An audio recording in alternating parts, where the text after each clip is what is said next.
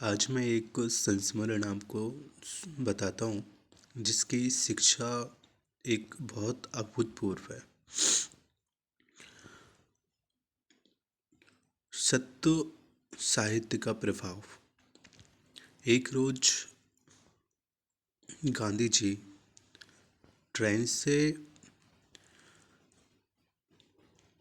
कहीं जा रहे थे और वो बैरिस्ट्री की पोशाक पहने हुए थे। तो उस समय एक अंग्रेज मित्र उनसे मिलने आया और उसने एक पुस्तक उन्हें दी और कहा कि आप अपनी रेल यात्रा इस पुस्तक के साथ पूरी करना।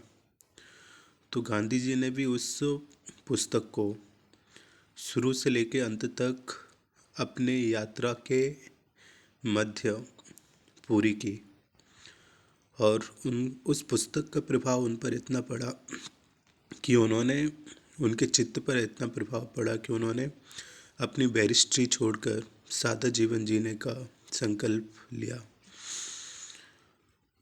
अक्सर पुस्तक पढ़ने का आज वर्तमान में प्रचलन बढ़ रहा है।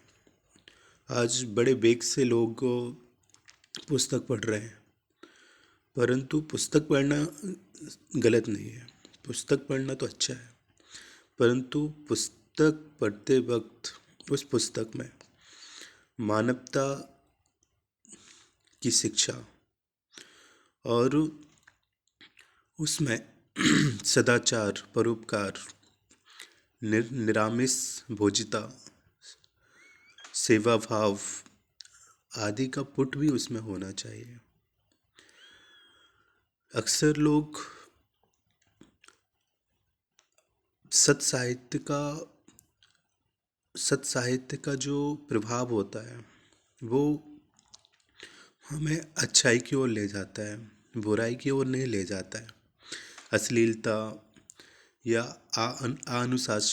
अनुशासन रहित जीवन या फिर केवल पढ़ना ही उसका औचित्य नहीं है। यदि उसका हमारे जीवन पर प्रभाव नहीं पड़ता है तो ऐसा पढ़ना कोई काम का नहीं है। क्योंकि हम देखते हैं अक्सर अपने जीवन में कि अच्छे विचार तो बहुत कम आते हैं, उनको लाने में हमें कड़ी मशक्क़त करनी पड़ती है और आ भी जाए तो उन्हें बनाए रखने में भी बहुत मेहनत करनी पड़ती है। लेकिन जो बुरे विचार हैं वो अनायास ही आ जाया करते हैं।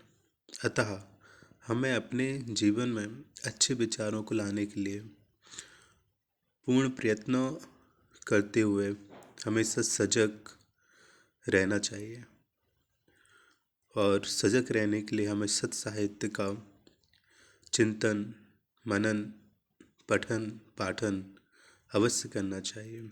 सत साहित्य की यही महिमा है।